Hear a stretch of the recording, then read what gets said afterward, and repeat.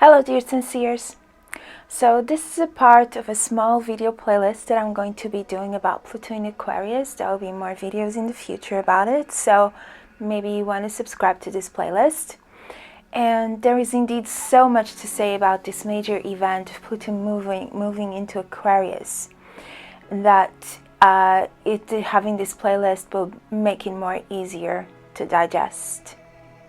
So rapid changes are approaching. Pluto is about to enter the sign of Aquarius to stay there for about 2 decades.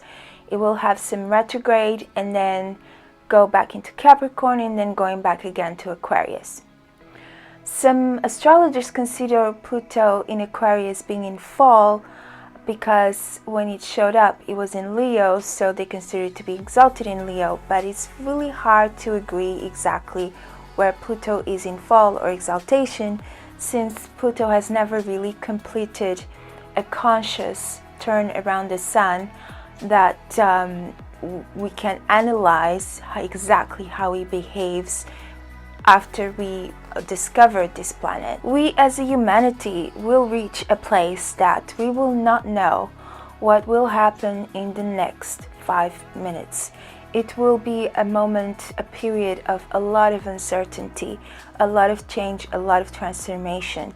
And this will force us to let go, to be in a place of not knowing, and to actually go into the present moment, which indeed is the best place to be connected to our high intuition, to learn to turn within to our own spirit for the answers that we need, for the answers that we seek, to open our minds to deal with the chaos that will ensue, only to finally learn that we need each other, that we have to rely on one another, that we have to learn to work together if we want to come out of this Pluto in Aquarius mess that's going to ensue.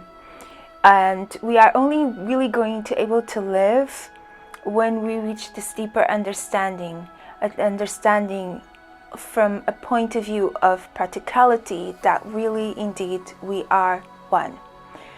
So Saturn rules Aquarius, and this is not about just theory or just saying real beautiful cliches, spiritual cliches that we are all one.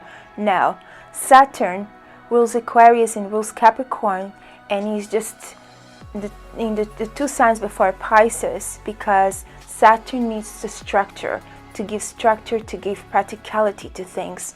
So Pluto is not just here to destroy, to bring pain, but also is here to transform us, to take us to our ultimate potential as humanity. And when we are on the other side of this, we will be so different and so much more mature than we've ever been. Put together the planet of destruction, death, a planet that when it was discovered brought about the atomic bombs, the hydrogen bombs, the realization that we can destroy ourselves, we can completely destroy our planet. In the 1937s, when the world was about to enter the last World War II, back then Pluto was in Leo. Leo is ruled by the sun. And for those of you who know a little bit of occult and occult history, the group that was part of this World War II, the Nazis, had a symbol that they used a lot, which is actually an Indian symbol, but they inverted the direction of that symbol. And that symbol represents the sun, but inverted, it actually represents the black sun. So the Nazis were trying to conquer the world into their ideology, race purification, and using the symbol that actually represents a more negative energy and a negative force. This was about when Pluto was discovered. And Pluto now is going to go and be ruling in a humanitarian sign, Aquarius. And as you know, there are lots of light and shadow sides to the signs. So there's always a light side and a shadow side. And Pluto reminds us of this duality of our existence. He very much dwells in the shadow. He is the Lord of Hells. He is the ruler of the underworld, the dead. He also deals a lot with our subconscious, what lurks in the shadows of our beings. And this is why he also rules the demons. Now, Saturn used to rule traditionally the edge of the visible planets in the sky, and then with the discovery of the next 3 planets, there was a leap in consciousness that occurred in our planet, that occurred for humanity, that brought about such great transformation, great changes, great advancements, and new perspectives that we didn't have before, that life can be different, that things are not exactly the way we think they are. The world is not what we think it is. And now in Aquarius, we're going to see even more of this, more about changes in reality, more about changes in our perception. Pluto is the keeper of the gates of our solar system, much like a larger hologram that kind of very much like our planet. We have this frontier between space and Earth that is represented by the atmosphere. And Pluto is kind of having a similar role with the solar system, where he represents the frontier for the main planets of our solar system. Now, Pluto used to be a main planet in the past, but he was demoted to a dwarf planet.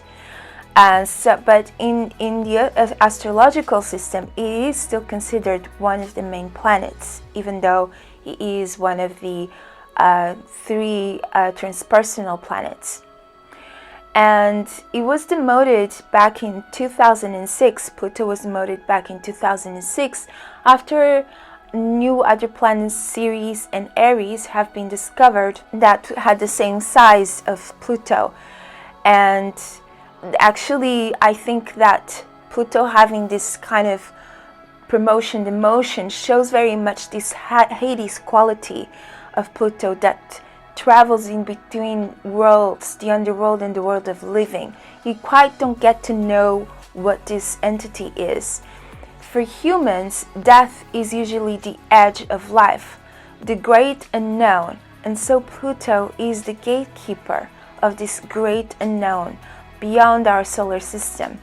Some esoteric theories even say that souls, when they die and are still to live out their karmic journeys, cannot actually pass beyond our solar system, so they cannot pass beyond Pluto, the Lord of Hells, the gate that keeps the gate in the astral spheres. There's this theory, but there's also many theories about other planets actually having this role, like Saturn and the Moon. The thing about the transpersonal planets, Uranus, Neptune, and Pluto, is that they are planets who speak of generations. They don't speak about us from a personal level. They speak of humanity. They speak of our gradations as a humanity. They are not so much about the individual journey. They are much more about the journey of humanity as unified consciousness, because we have our own individual consciousness, but we are part of a much larger universal consciousness as well. In esoteric knowledge, the human being evolves to become a larger consciousness, the same way we humans feel as if we are on this line of ever-evolving progress, that we are always moving towards some kind of straight line, that we are always more intelligent, we understand more and more. But this is also motivated very much for the need that we have to find out our origins, to this desire to be more universal in our consciousness, to know more. There's an inherent desire, this inherent curiosity to find out more about who we really are. This is also shown in many spiritual and esoteric scientists that have achieved a sense of merging with a much higher intelligence, a much higher consciousness that permeates the whole universe, that gave them this very profound experience and larger perception that they weren't just the little self contained in their own bodies, but actually that they were part, that they merged with this much larger, bigger consciousness, universal consciousness that included connections to other beings, to humans, to animals, to the cosmos, to God, to this infinite intelligence that permeates everything. And they felt that as being themselves.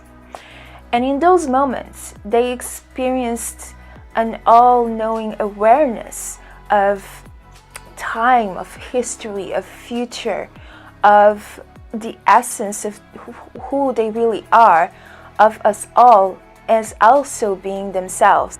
The transpersonal planets, they are more connected to this. They are more connected to how our consciousness is going to express more and more and be more expansive.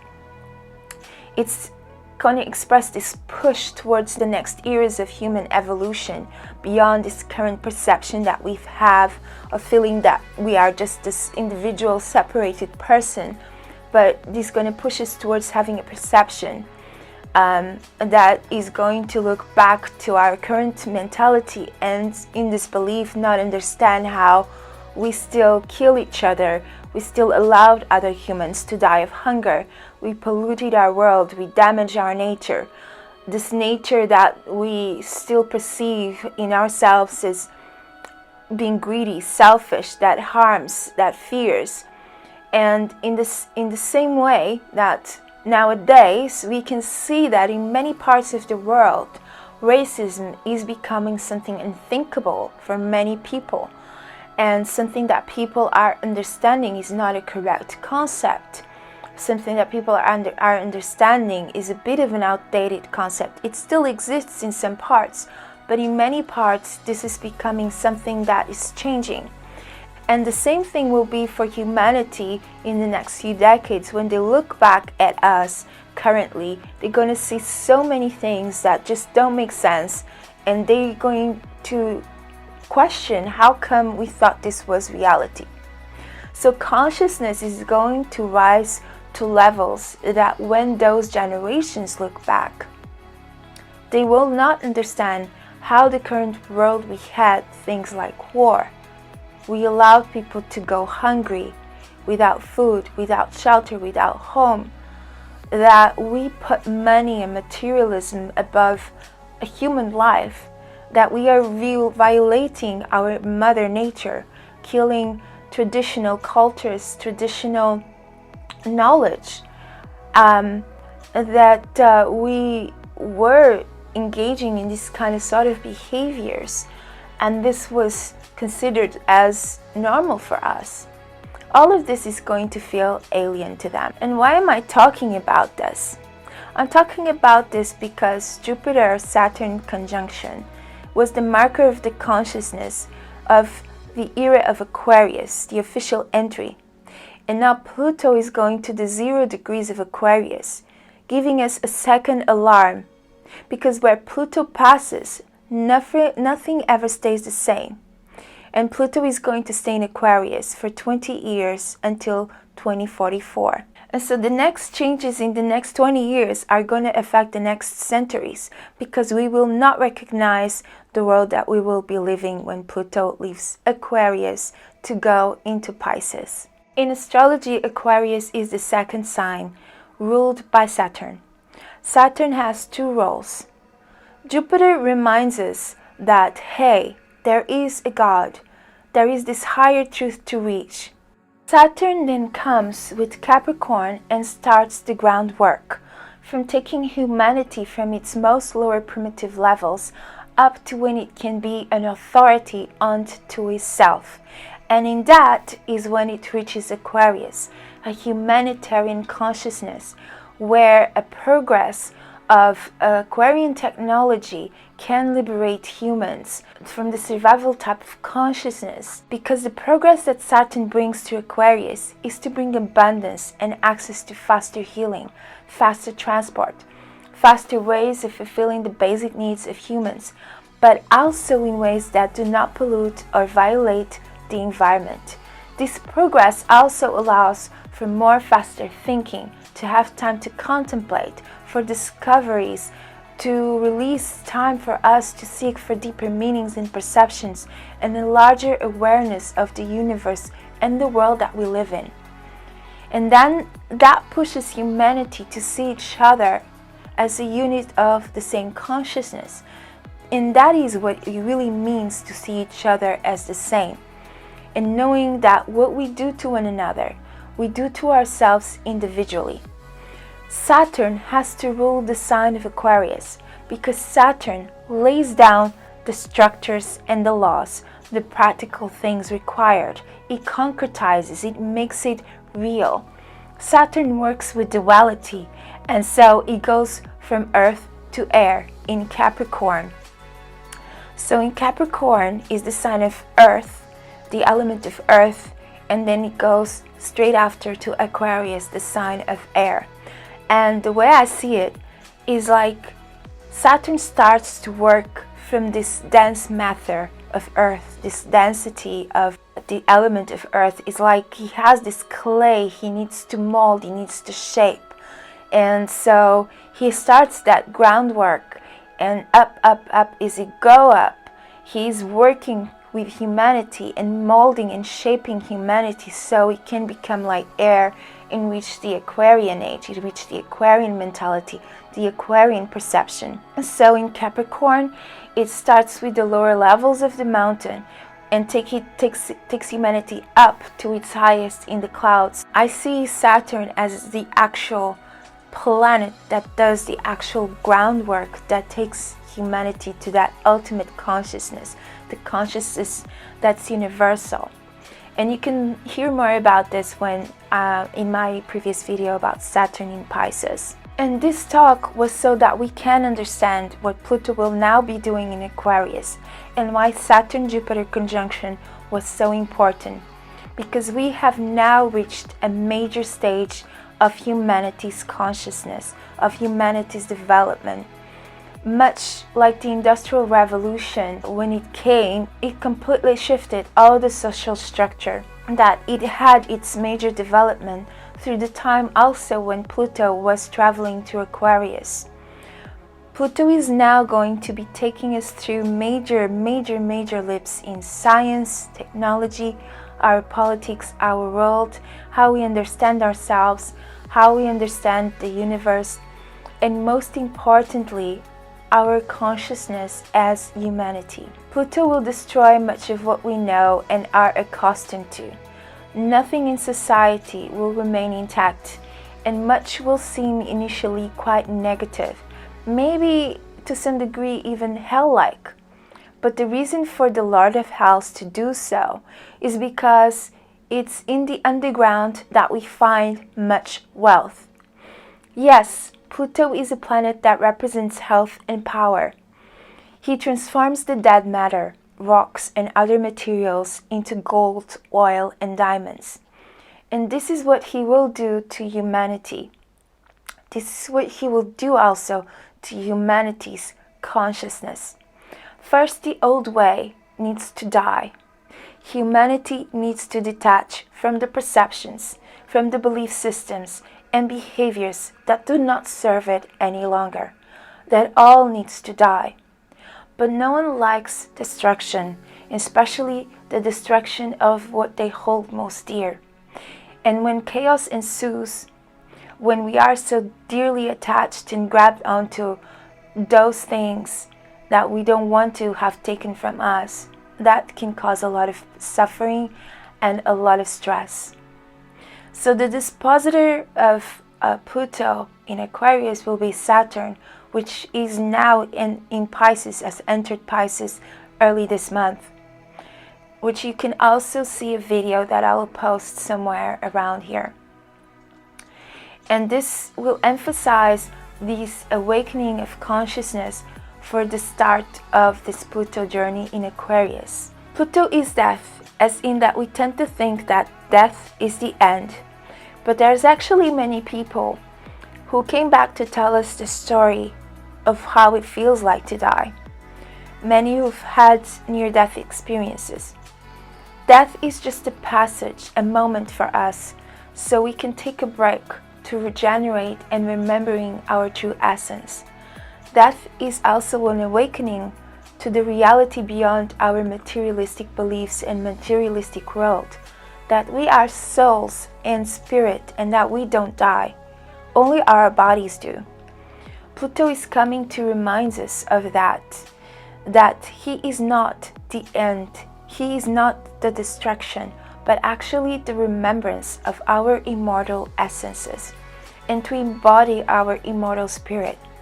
But for that, as humanity, we need to let go of our attachments to what we think we know, our limited perspectives, our beliefs and way of life, so we can transform and be ready to finally merge with the universal consciousness when Pluto then enters Pisces.